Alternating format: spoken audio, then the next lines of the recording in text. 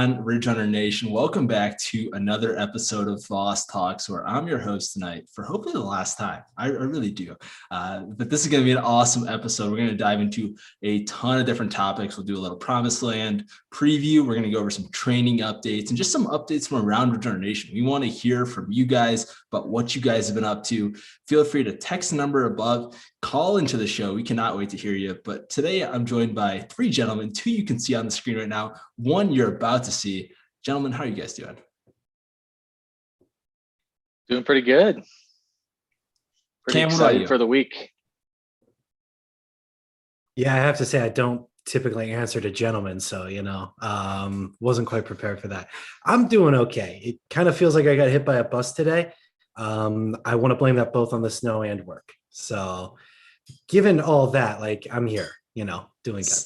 So what was the text that you said, or the voice message that you sent in the group chat earlier today? I think that quote more resonate more with Ridge Runner Nation, I believe.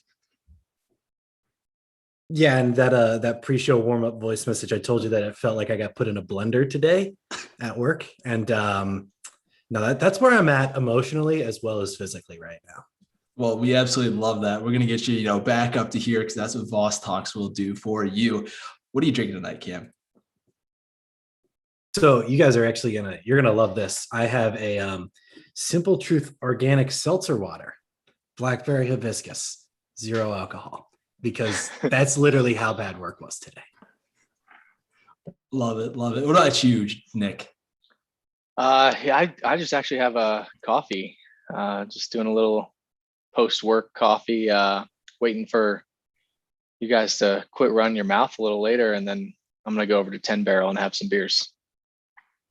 There we go. He's already got a post-show plan. I'm going to have to go running after the show, so that'll be my thing. But right now I'm drinking. This is I've been saving these because I can't drink these on Ridge Runners Live because they're so disrespectful, I feel like, to the guests. But they're Coors Seltzer. This is not even White Claw level, Truly level. It's straight up Coors Lemon Lime Seltzer, which is the Rocky Mountain water, though.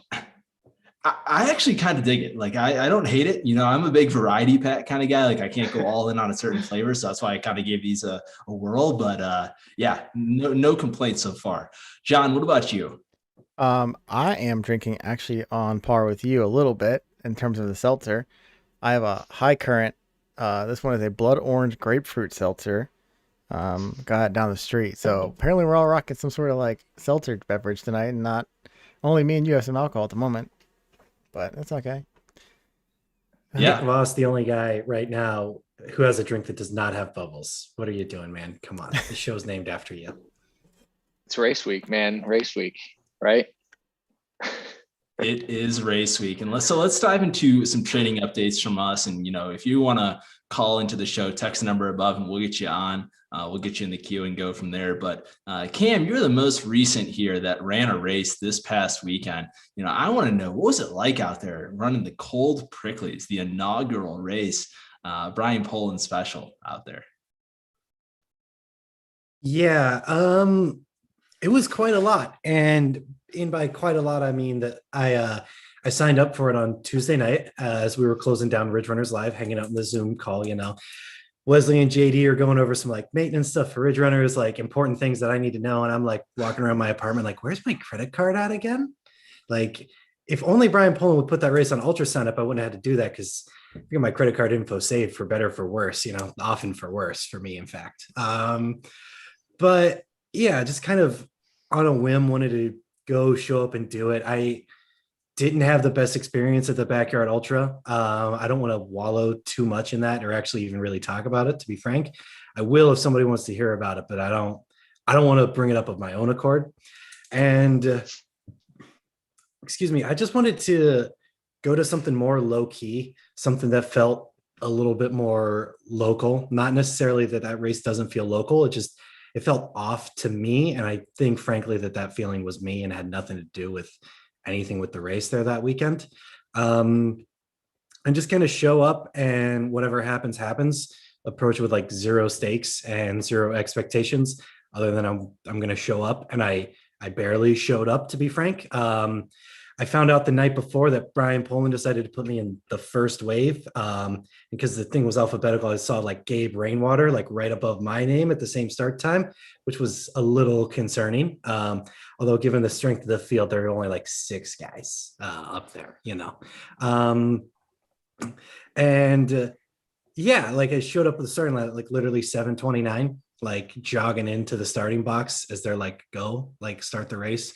So I didn't really give myself too much time to think too hard about it or worry too much about it. I just kind of went out there and took the day as it came. I was shooting for kind of like an even effort. I wanted to be able to try to keep the pedal down, so to speak, and not slow down too much in the back half of that race. I still ended up doing that, but I wasn't too concerned with how much I slowed down, especially because I got kind of behind on fluids there, like between mile 10 and 20. For those that don't know, is 3 10-mile loops of Camp Nahop up there just outside of Mohican.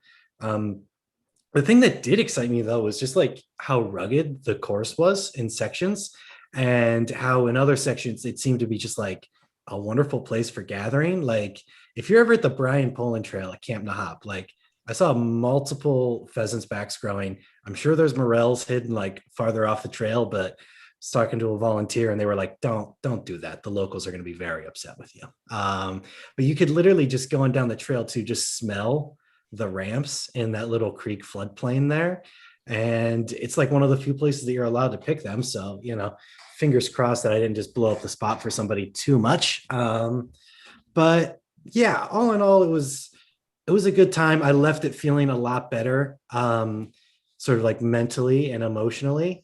Definitely not physically, because it wasn't the easiest 50K in the world with 4,500 feet of climbing, and definitely a little more rugged on the single track side. A lot of like off camber stuff, and a lot of climbs that just kind of like threw little punches at you. Nothing was really gradual. Nothing was like super easily runnable, at least for somebody in my fitness either. But yeah, that's all that comes to mind right now off the top of my head. It's a great event. Like the vibe there was really, really great. I do have to give a shout out to somebody that I couldn't give a shout out to because I ran out of time for the Ridge Runner story. Kudos to me for showing up at 7:29. Maybe I'd have more time to do social posts if I got to the race at a reasonable hour. Is that in the COVID, all these race DJs, like I've shown up to like 3 or 4 of them, and there's just some guy and he's alone basically in the woods. Like usually there's like a 4-wheel drive truck nearby that dropped off his stuff, and he's just always vibing.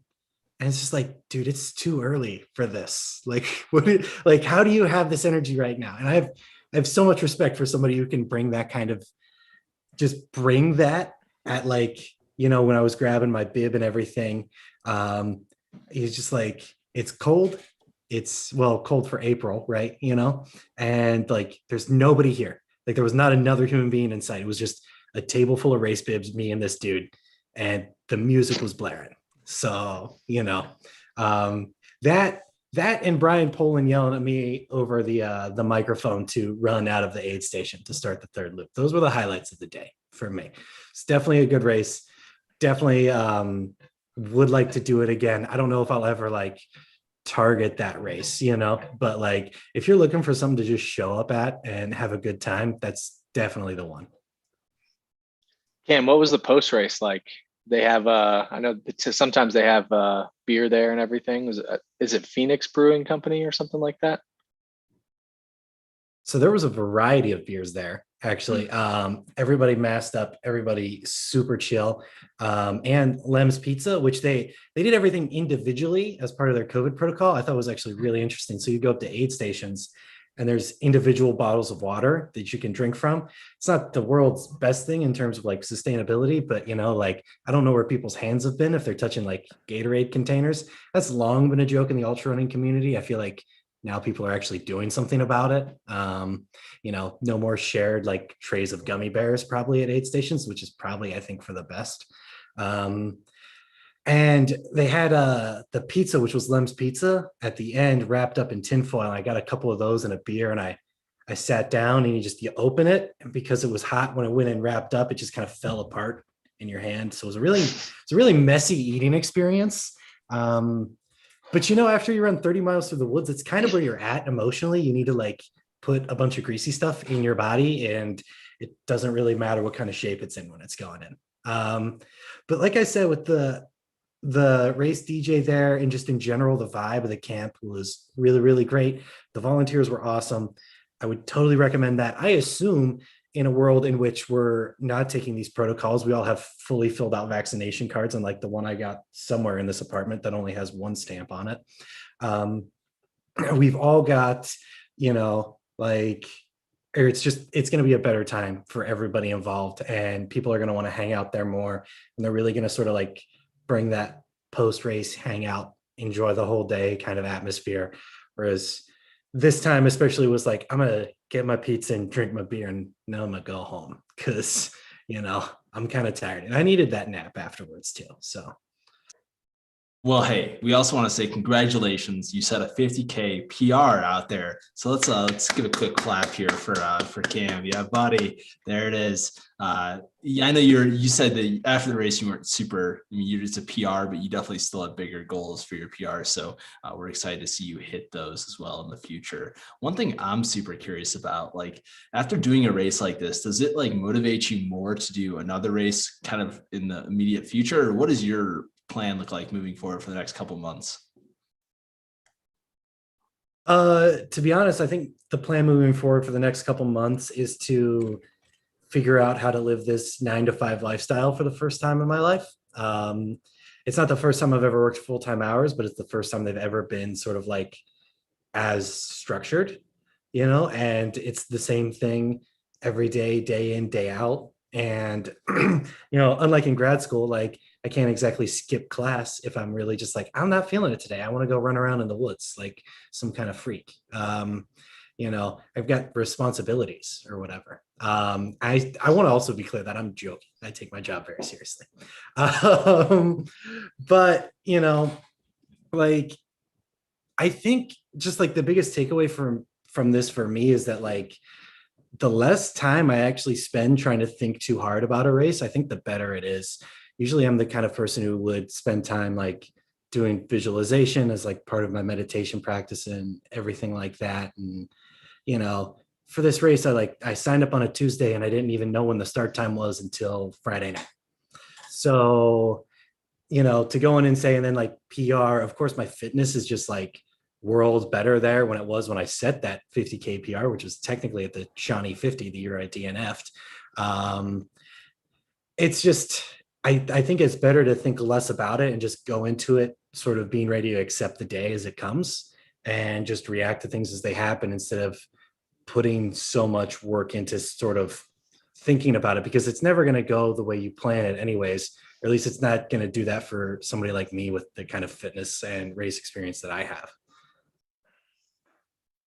Yeah, no, we appreciate that candid response, and I think a lot of people can kind of resonate with that as well. John, let's toss it over to you. You've been up in the training of recent weeks, and I feel like what did I say on the last prediction video? A switch isn't flipped. Yeah, there we go. Or the other way around. I really messed it up. John, there's been something different in your training the past couple of weeks compared to January and February. What's your training been like? How have you been adapting to warmer weather and getting ready for running over this summer? I guess, well, I think it was a group chat. You were like, you messaged me and was like, yeah, I think your March 1st was your actual January 1st for this year or whatever.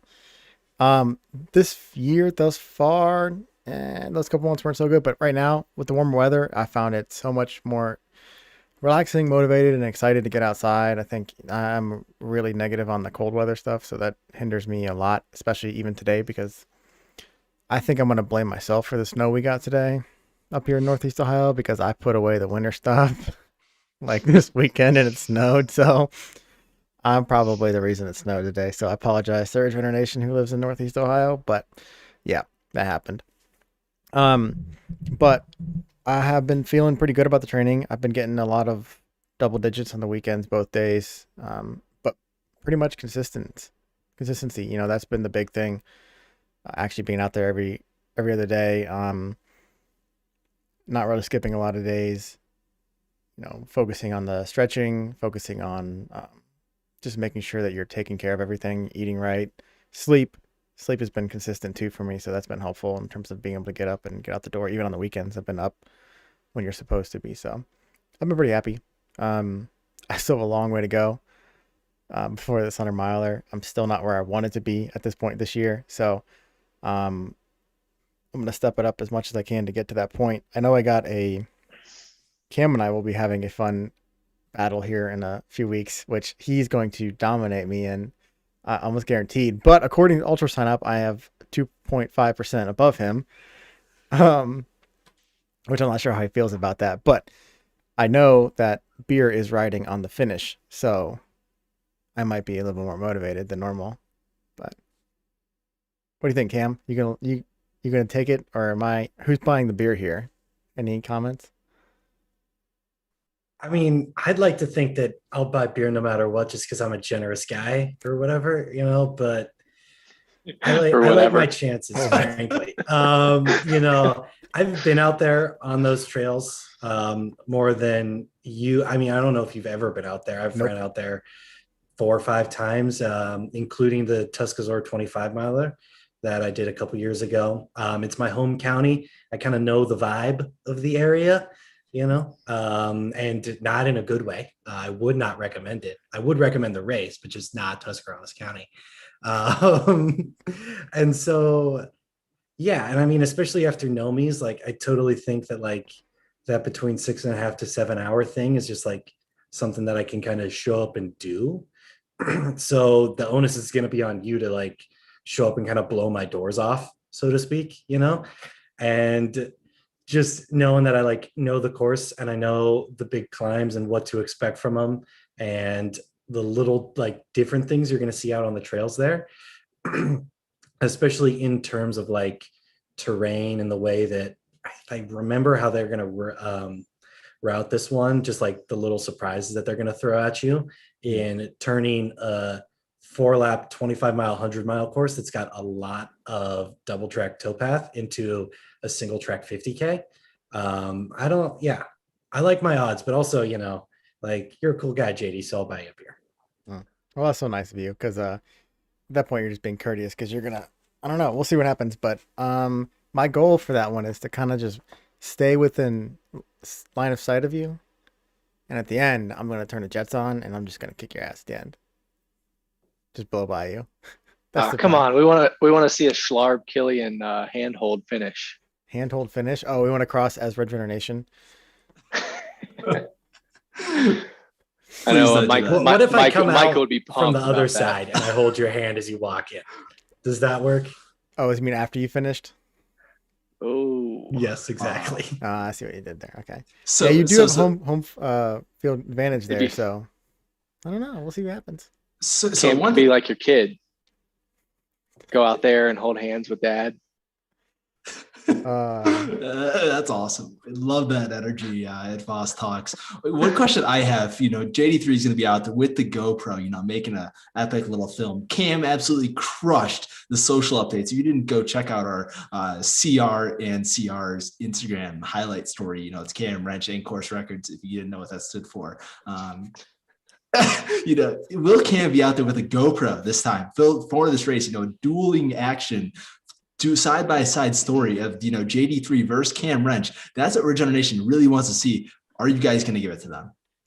I'm down for that. I've made and like analyzed the data in our survey results, and absolutely nobody asked for that. I mean, more people asked for Ridge Runners OnlyFans than asked for Cam Wrench and JD3 dueling vlogs. So yeah, I mean, why not? Like, we'll give it a shot, right? See what happens. I'm so deeply embarrassed about how Cam Wrench and Course Records, it's like, those are two things that are not going to go together, buddy. Like, why would you do that to me? You asked me, you're like, you literally at like mile 25, you're like, hey, man, can you create a highlight for the Instagram story? And I'm like, oh yeah, I got you. I was like, what should I name this? And it just came up, hit me like out of the blue. So it's going to happen. It's going to happen. Course Records everywhere for Cam Wrench. But so John, I wouldn't bet on that. Don't put your FanDuel money on me just yet, Wes. Okay, well, maybe next season. John, we're excited to kind of see you continue up in the training, next couple months. to get to that 100-mile distance. That's going to be a heck of a day out there on July 24th, I believe, at Burning River. Before we dive into Nick's training update and his big race this weekend, I just want to give a quick story about my training update recently. So I've kind of felt like, well, chill. Yeah. Chill. No, we don't want that. Okay, cool. I'll just pass it over to Nick, and Nick, and now you're the host. No, Great. real quick. So no, back to you. Wes. Oh, appreciate it, Nick. Appreciate the toss. But no, so I feel like kind of similar to JD3, where I had a pretty decent January and February on paper, but I definitely didn't have the confidence that I normally would have in my running, on day-to-day runs. But kind of in the past couple of weeks, it's kind of hit me a little bit more, and I've kind of felt a lot more comfortable on runs and, doing more longer runs midweek and kind of continue to build towards future summer plans. So that's one thing that I've been super excited about. I was out at Zion 100 miler a couple weekends ago with Ridge Runner Nation member Paul Noble, and this guy absolutely crushed this 100 miler, totally battled. He went out the first 50 in like 10 hours and 30 something minutes, or maybe a little slower, just around that mark, and really had to fight to get to the finish. But I paced in the last 30 miles or so in, and this was absolutely like just a total awesome experience. Like I started running at like midnight Saturday night, so early Sunday morning, and was out there for 8 or 9 hours, and a total awesome experience. And the one thing that kind of was just highlighted the whole day. So there's like 5 miles left to go in the race, and we kind of made a pact together, like, hey, we're not going to get passed by anyone the rest of the way. And I was like, okay, like, let's do this thing. And like, there's a couple moments where I look back and there's like a guy like right there. And Paul was like, there's no way there's someone there. Like, he just didn't believe it. And now I'm like urging him on to run faster with like 4 miles to go, mile 96. We're just fighting it out. And he finally realizes that, hey, there's a person right here. Like they could have like touched hands or, run it in together. Like Cam and John are going to do at the Nomies race. But, no, it was cool because he kind of got motivated by that the last couple of miles, and the last 2 miles were straight uphill. And I mean, we were straight up running like 8-minute pace at what it felt like up that final hill to not get passed by someone. And we kept like looking back, like I was literally like looking back and be like, come on, let's go. Like, I mean, the person behind us like clearly knew that we were urging on to not get past. And the funny thing was he started 30 minutes back in a different wave. So he was just trying to break a certain time goal while still trying to get to the finish as fast as possible. He wasn't actually trying to pass us. But so we both kind of accomplished our goals. He got in under his time goal. We didn't get past the last 5 miles. So it was an epic day all in all. But yeah, Zion's a cool place. I know Nick is going to come down in a couple of weeks to run a Ragnar relay race, and it should be fun to have Nick out in Taw. But yeah, I'm excited. I'm thinking I still don't know what I want to do for a summer 100. I'm 40th on the Black Hills 100 wait list right now, kind of far down there still with about 7 weeks to go for that. Mohican, I still kind of like the date of that race, Mohican 100, but yeah, I mean, I just need to know that race is going to be on the actual course and not some backcountry roads, because I'm just not doing that. So that's how that's going to go. So that's my training update. Any questions? Nope. Sweet. What was the talk about a little bit about Zion and what the vibe was there? I think I'm totally blanking, unfortunately, on the guy's name, but I think that the guy who started that race maybe passed away this past year. And so I know that, was on a lot of people's minds out there. But yeah, just, I don't know, talk about what that race was like. What did it have some of the same COVID protocols and stuff like that, as we start to see, more and more people become more comfortable, I guess, with gathering outside. It was definitely one of the cooler races I've been at, and I didn't really know what to expect, like vacation races, like it's kind of got like a super big feel to it, which, it's not really what I tend to look for in like ultra running. I kind of like the small town feel, like people have run the race a billion times, but it was actually kind of like a super unique experience. Like it was wild how far people came from this race. Like I met like 2 people from Utah, I met a person from Tampa, a bunch of people from California were in, a bunch of New York, New Jersey. I mean, people, Pennsylvania Original Nation member was out there. Like, I mean, it was incredible the amount of people that traveled in. Obviously, there was a good contingent of Ohio runners out there. there, Paul DeFord and a couple other people. So, I mean, it's just awesome to kind of see almost like the entire country come out to Zion National Park and run this race. So that was my favorite part, is just kind of talking to where everyone was from and just seeing, I mean, the aid stations were awesome, an absolute party. We came into the aid station at 3 a.m, and just the energy in that aid station was some of the best energy I've ever felt. And yeah, just only good things to say about that race. I think it helps when you got a race organization that calls itself Vacation Races to pull people from all over the country, and they're normally situated really close to national parks. I was always like a little confused by that, because I know you can't have events and running events in the national park. So I was always like looking at that. I'm like, how did they get that permit? But turns out it's just like adjacent.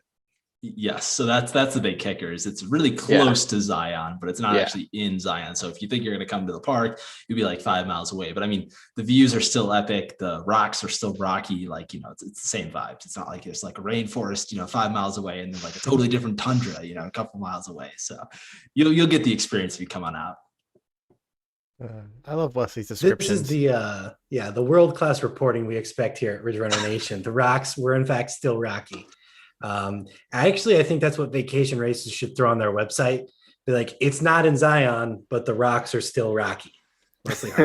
Well, I'm still fishing. I'm fishing for like Wesley to say something negative about any race or anything, and he's just not going to do it, I don't think. Oh, I've said negative things about races before. even on Ridge Runners Live. I guarantee you, I've said some stuff, and maybe not as openly, but I've been made a little under the rug comment, and I'll live with that. So fair enough. So Nick, let's toss it over to you. You're the one at the race this weekend. You'll be heading down to Bedford, Virginia to run the Promised Land 50K plus. How are you feeling going into this race? I'm feeling pretty good. I'm feeling kind of like I expected. I knew that it was going to be, pretty close to OBU, which was only 6 weeks ago or so. So I knew I wasn't going to be able to get in like a healthy training, or at least not really a lot of long runs or anything like that between. Didn't really know what recovery was going to look like. But luckily, I didn't take myself to the well too hard at OBU, and I was really more interested in just seeing what a nice solid long run would feel like, with a pretty good start to the year of training, before OBU. So I think I achieved that. And, I just kind of, got a good, maybe about a week of recovery in, and, just been kind of just trying to feel good, get the legs moving on the shorter runs during the week, and still got a 20-mile run in that felt, really, really good. I guess it was like 2 weekends ago. I'm feeling good. Really excited to get out there and just feel what it feels like to kind of push again. So who knows, maybe that might lead me into going a little too fast too early, but sometimes it's fun to go into a race with that mentality too, and just look to try and keep working when it gets tough. So that's kind of how I'm going into it. It looks like the weather's going to be a little bit wet and a little bit sloppy. So it might be unrealistic to think, or to have the main goal be to beat the time that I ran back in 2018, which was 6:10, which is still, on paper, 6:10 doesn't sound very fast for a 50K, but once you factor in it's, 3 miles long, and, you think about what that pace is, and I'm like, I don't know. I haven't run any long runs at that pace in a really long time. So I think I'm just going to go in and try and have fun and run most of it. That's the goal. Well, luckily that course kind of yields itself to that. I mean, the first climb, take it, do what you got to do up that. But after you get to like, I think it's like mile 12 or so, it's like 8 mile coast, basically all downhill. And, some of that's super technical and you can't blitz all the whole section, but it has a pretty nice runnable section there in the middle. And then you got a couple of rollers before the apple orchard climb at 26. So, I mean, I feel like you'd almost have to go into this race almost a little over aggressive, because no matter what, by the time you get to 26, it's going to be hurting no matter what. So like the way that you're going to kind of attack this race, I think it's actually the way that you want to go about it. Yeah. And I remember the last time I ran it back in 2018, those early miles felt easy. They felt really easy, and we're just clipping them along. I was actually running with Shannon Howell for most of the early miles of that race, and we were talking about, you know, whether or not, basically both of us had the same philosophy, is we knew that big climb at Apple Orchard was coming, and we were trying to conserve a bit, you know, try and save something for that climb. And I'll tell you right now, that is not the right approach for more of a mid-pack runner. I think, you know, I got to that climb and I was halfway up it and thinking to myself, I don't think I could go slower up this. So I told myself, if I come back, I'm going to try and not necessarily empty the tank, you know, prior to that, but really try and push and do as, you know, do as much as you can to move well all the way up to that climb. So don't hold back on the, you know, the 1 mile of road or whatever, you know, those little sections. Just try and stay smooth and efficient and keep moving well. Because for me, it's going to be, you know, it's a hike, you know, it's a hike up that climb. And if I can just move consistently hiking up it, I'll already be faster than I was back in 2018. So that race is like one of, I think, a gem on the East Coast. I mean, I absolutely love that race. You know, Nick, you've done it a couple times now. How would you describe the atmosphere to someone who's never done this race before? Yeah, I would say it's just, I mean, it's exactly what I look for in a race in terms of the local scene is pretty evident. It does definitely pulls people. Like, I think there's like 5 people from Colorado on the list, and it pulls people from across the country, you know, because Horty is a well-known figure in our sport. But you really do feel that there's an emphasis on the local running scene. It's really cool that Dr. Horton gets a lot of students to come. He's got his connection at his Liberty where he teaches, and he has a lot of students that come and run that as part of a class, trail running class. And then he's also, you know, looped in Virginia Tech, and they bring a lot of students too. So that's really cool. But I would just say it's just got the old school vibe. You show up and you camp in the parking lot or the field there at the camp right next to your car, which makes it pretty convenient. He's got pizza the night before and has a fun kind of bringing together of everybody for a pre-race kind of like a fireside chat with Dr. Horton there. And yeah, it's a lot of fun.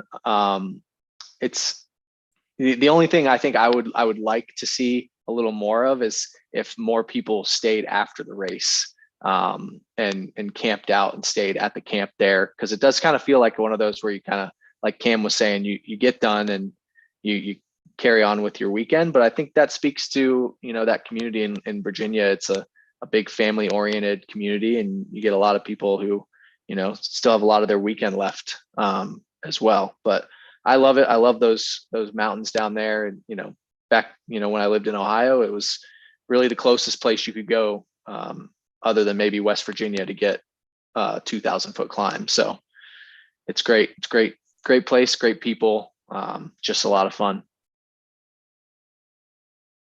Cam, you're going to be heading down to this race for the first time this weekend. What are you kind of, you know, looking forward to most about being down at Promised Land this year?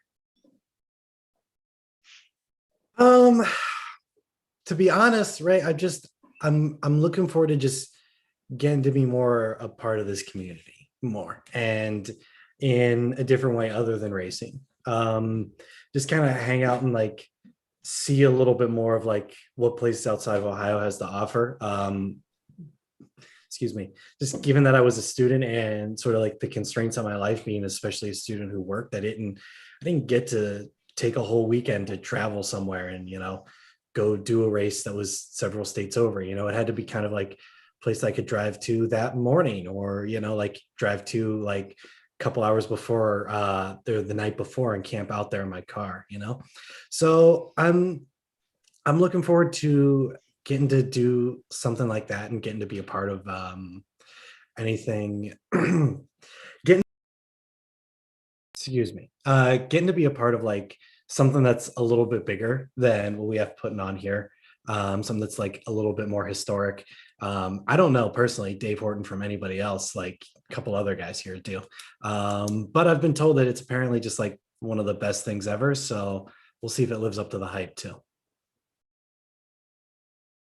Yeah, no, I think it will, and I think it's going to be an awesome weekend. We're excited to have you down at Promised Land this weekend and be a part of something that we're kind of up to something. I think it's going to be good. That we have something brewing in the works. Ridge Runner style. It's not like a really good stew that you really want to eat too much of, but as well, every once in a while, when you add it in as an entree to the side dish then it's what you're looking for. But yeah, no, it's gonna be fun. I'm excited to get down to Promised Land this weekend myself and to kind of experience that atmosphere again. I think it's gonna be super unique. One thing I want to kind of hear from you guys is, obviously I kind of did my predictions, and those get love, those get hate. It is what it is. But you guys often have your own takes about who you think is going to win the race, who do you think is going to have a surprise performance. People that I often don't name.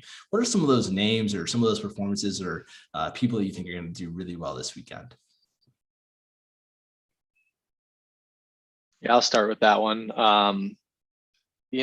Prediction wise, I don't know if I have too much of a prediction. I'm excited to see Michael and Travis racing each other again. So hopefully that'll pan out for 34 miles of them kind of battling. It was really fun to see them at Grindstone. I know, Wes, we got to follow them later in that race and see that happen. So it'll be fun to at least hear about that later, because I won't see any of it. But yeah, and I kind of agree with you, Wes. I think we can expect a really strong day out of Jordan Chang. The guy has just been getting better and better, it seems like, and he knows those trails in that area really well. So that'll be fun. And then I think what's going to steal the show is the women's race. It seems really, really deep. There's a few names who have really solid results on the list, and it'll be fun to watch. It'll be fun to see Sarah and Rachel, some of the younger runners, going hard out there, and also trying to hold off some of the old veterans like Bethany Patterson and Joe Thompson. So it'll be fun. Be fun to see how that all goes down and hear about it after I finish, at least. Oh, you'll be in the thick of things, won't you? Well, I don't think so. I'm gonna be starting in wave 4 actually too, so that doesn't help things either. But at least maybe that'll give me a little more motivation if I can sneak past a few people on the way. There you go. Cam, what about you? Yeah, so I'll go ahead and throw a prediction out there. Definitely not going to do all 5 because I don't feel like getting all 5 wrong like you do all the time, Wes. But I'm gonna just go ahead and say Columbus, Ohio versus the world. Sarah Beal, Travis Zippel, both for the win. Both going to take it home for the state of Ohio and for Central Ohio. If I'm gonna live here now, right, I might as well put one on, and enjoy the things we have to offer. Second prediction of mine. And this is some insight into what it's like to be one of the Ridge Runners, right? Is you kind of feel like the people that we have on these shows are people that they're people that you're friends with, right? And we know former guest of the show, Liz Anjos, is going to be there. My prediction is that she's either going to be much shorter or much taller than I expect her to be, having only met her on Zoom. I love how you went there. You're not leaning either way. What do you think? Shorter or taller? Just based on her vibe, I imagine that she's going to be taller. Like, I don't know. She's either taller than 5'7" or shorter than 4'11". That's what I'm going to say. That's pretty bold. What is happening? Yeah, no, I'm excited to see Liz out there, and she made the trip. I saw an awesome Facebook post today with her and Horton up in the mountains. So she's officially made it from Portland, Oregon, driving all the way across the country to Virginia. There we go. Still in the frame. So yeah, it's gonna be awesome to see her out there. But yeah, this race is just totally going to be an awesome one, especially on the women's side. Like I kind of highlighted some of the big names, but I mean, even Laura Sullivan, I mean, she's like 24 or 25 years old, I believe, and she won the race last year. So, I mean, there's just so many younger ultra runners in this race that's just going to totally make it super awesome. Like Nick kind of said, Horton kind of attracts runners from, Liberty University in his trail running class. Like as their final, as part of the class, they have to run a 50K. That's like a part of it, I believe. And every year there's like, 10 to 15 people out there running their first 50K. And I think it's really awesome to kind of see that, and especially in the community. I mean, you don't go to many races where, there's a bunch of veterans in their field, but there's also just a ton of younger ultra runners who are just excited to learn a bunch and really just experience one of the best East Coast 50Ks has to offer in the country. I almost forgot too. One thing I'm really looking forward to is actually a few years ago, right after I moved to Colorado, I was out at Never Summer 100K and going up a big climb, just a grueling climb, and chatting with a woman near me. And then I kind of glanced over and I saw she had some Promised Land shorts on. And so that just like struck up a conversation, because I'd already run Promised Land before. And turns out she is a badass mountain running woman from that Virginia area. Her name is Sophie. So it's going to be cool to kind of get to chat with her again too. That's awesome. Eric Anderson's in the chat and he wants to let us talk about Arlen Glick's Umstead 100 win. This was kind of awesome. This kind of popped up out of nowhere. I mean, we knew Arlen was gearing up for something big with the training that he kind of does. And it's really not shocking to anyone that Arlen won a 100-mile race, because I feel like that's all the guy does. But what are you guys' takeaways, seeing Arlen go out there down in North Carolina and really just crush a race again and again, like he just does time and time again? Yeah, I'll keep it short. I mean, like you said, it's what he does is win hundreds. So if I have to give him any advice, quit running 50Ks and just run long. I'm going to follow up by giving him the exact opposite advice, which is run more 50Ks, specifically the Super Bowl 50K. Maybe a spicy take, and obviously I don't know the full story there, but Arlen, dude, like you're crushing all these 100-milers and you're so fast at that distance, right? Like why not show up and just like crush some other people and just like truly cement like where you kind of are in the pecking order for Ohio ultra runners, like you've got all of these great results. The problem is it's hard to directly compare those results, except for, of course, the Canal Corridor one, to some of the other folks that you're racing against, just like come in and sort of like show you like, hey, I'm Arlen Glick and I'm number one, right? Like, why are we not doing that? Because you definitely got the legs to do it. Yeah, I mean, I kind of I go both ways on this. I think it's interesting, how Arlen didn't show up for Super Bowl, and I'm sure that was a training move there to get ready for Umstead. Really tough prediction wise, for me throwing someone up there, and then DNS is always a tough look on the prediction videos. But I'll live with it. It took me a couple days to get past it and get down with my regular sleep schedule, but I ended up getting back to normal schedule. And no, I think Arlen's just absolutely crushing it. And kind of your point, Cam, I think Arlen is the best 100-mile ultra runner in Ohio right now. I don't think that's debatable. His trail experience, what he did at Tunnel Hill last year and getting second place there. I mean, just the guy's been crushing 100-milers recently. And I don't think there's anyone in Ohio, and honestly, maybe even the East Coast, that can touch him right now. Is there anything particular that you see him doing and posting on his training that sets him apart or makes him so much faster at the 100-mile distance? Yeah, I'm trying to figure that out. I like watch some of his trainings. I follow him on Strava, but like it's just normal runs. Like I'm like, what in the hell? Like why are you able to go that speed that for that long? Like I don't get it. It's volume. Maybe that's JD. the key. Yeah, exactly. Yeah, it's. Yeah, like I mean, I've been running seriously for like 3 years. He's been putting 100-mile weeks, 100+ mile weeks for how long?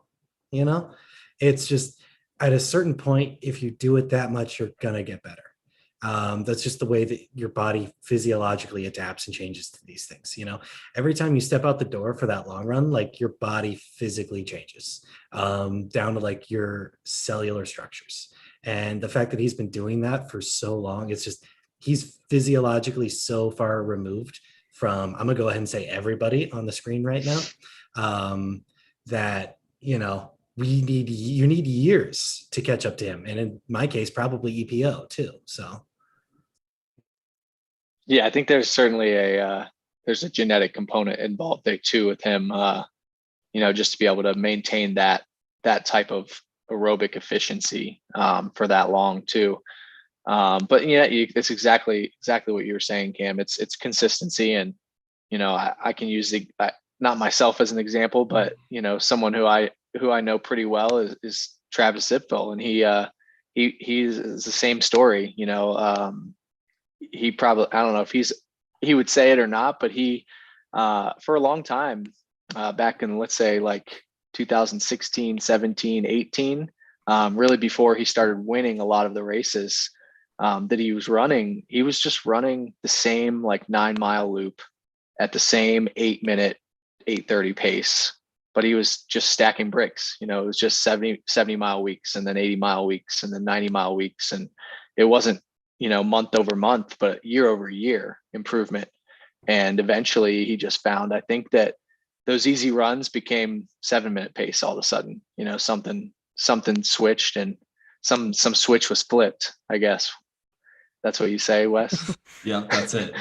But yeah. And so that amount of volume over time is what will make you faster, even without the speed work. And Travis sure now is trying to squeeze out more, so that the law of diminishing returns there. He's trying to squeeze out more, so he's mixing in a lot more speed now. But over those 4 years, it was a big improvement.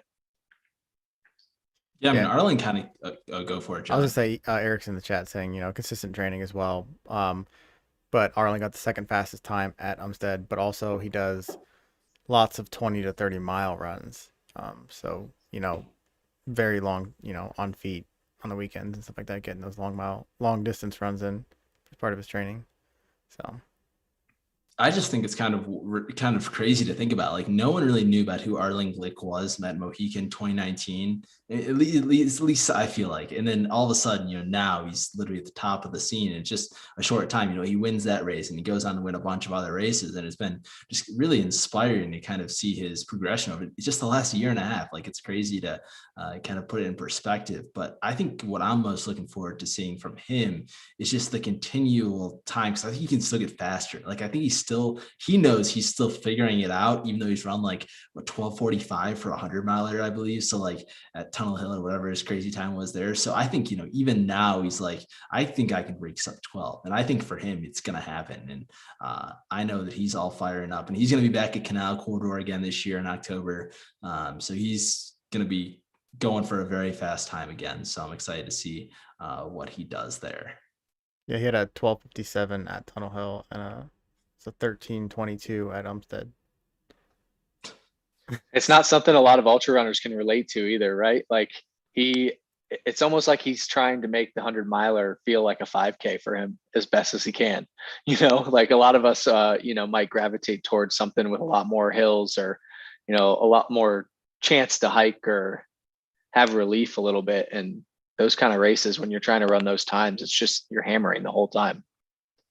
And so kind of going off of that, like the one person in the Ohio scene that we kind of had on Returners Live, and, that I would love to see go down, showcase in a head-to-head battle versus Arlen, is another person with the initials AG, and that's Alex Gold. Alex Gold is probably the only person in Ohio that if he was to hop in a flat 100-miler, he's got the leg speed. I think he's 100% would be able to kind of keep up with Arlen, and Arlen's now got so much experience. But I think head-to-head, those are the only two people who are even close on the men's side at throwing down like a sub 12 100-mile time.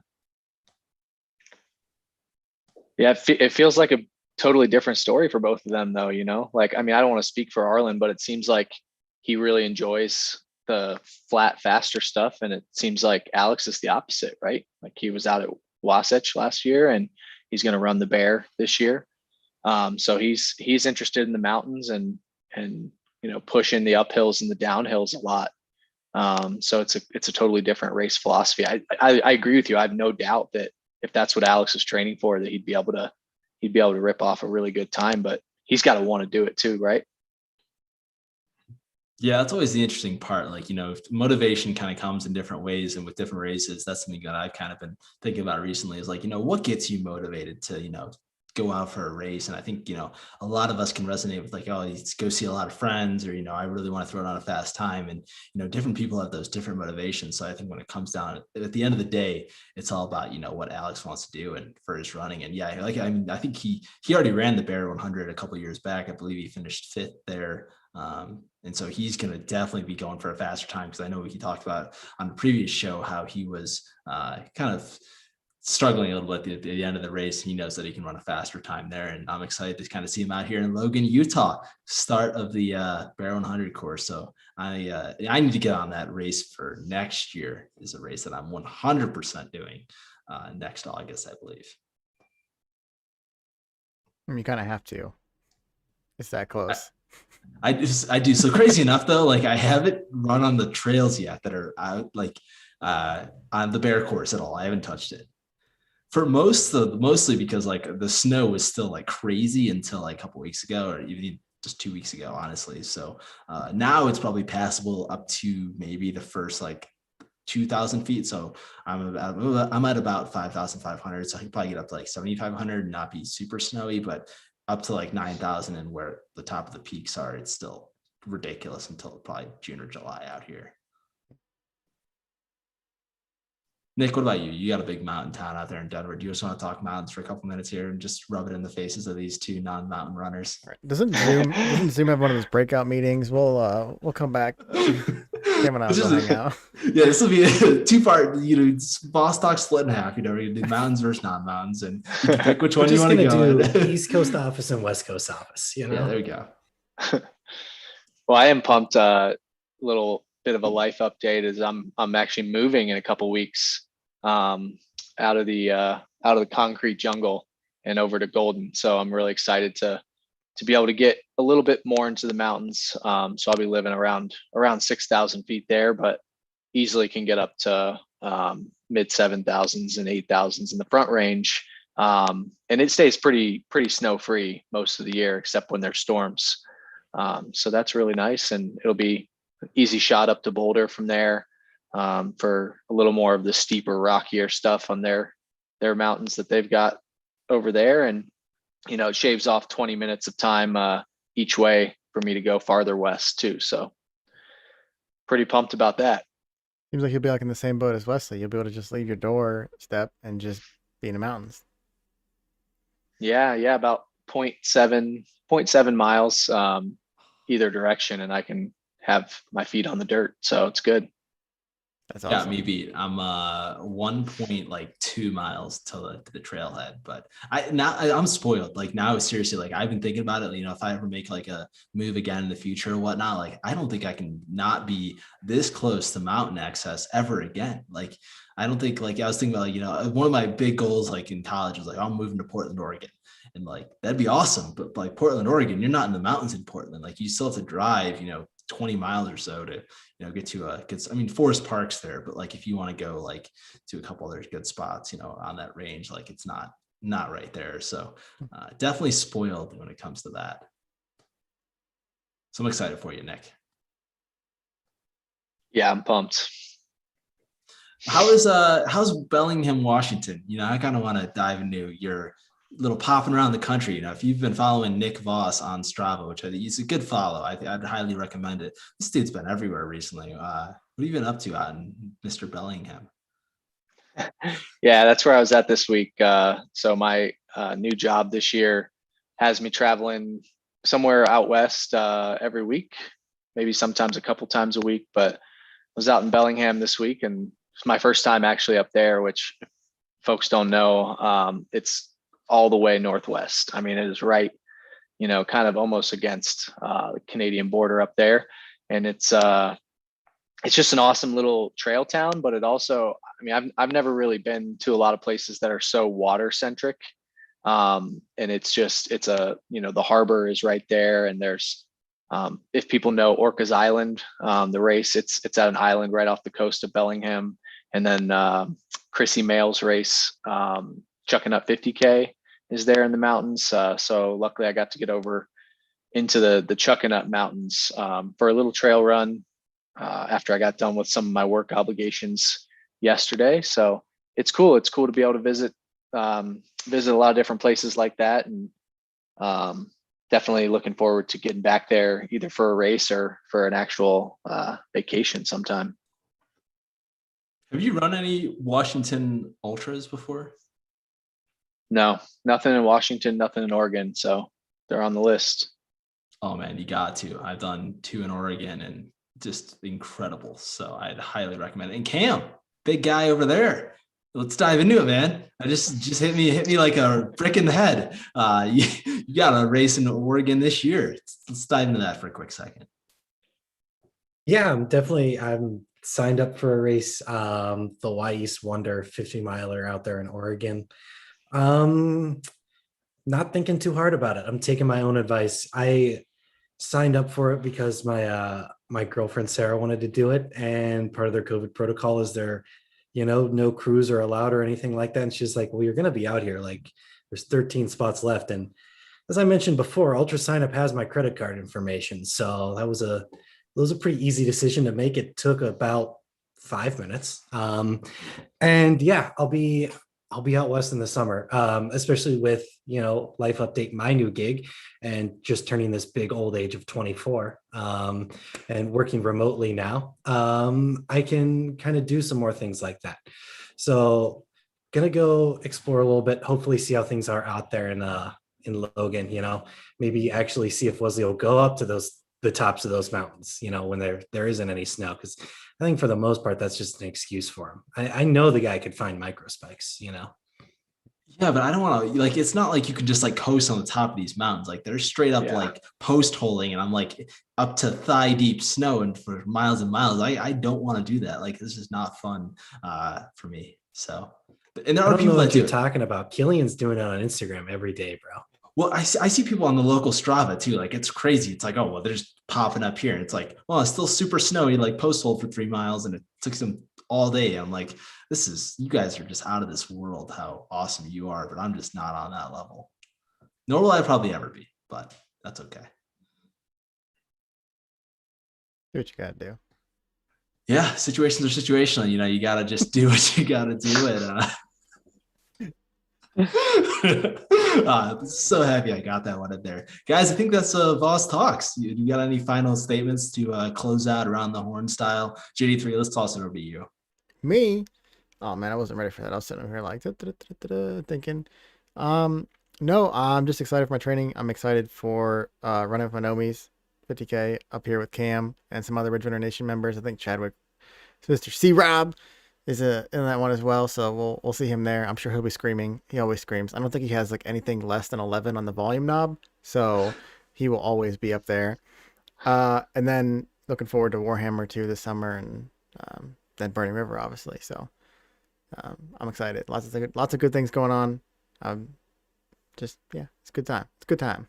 So we're excited to see you throw the hammer down at Warhammer. It's gonna be good. Cam, what about you? Oh man, I'm really glad you got a Don in there too, along with situations, situational, and up to something. You just really hitting all those references out here, for all of us, because we're the only ones who get it.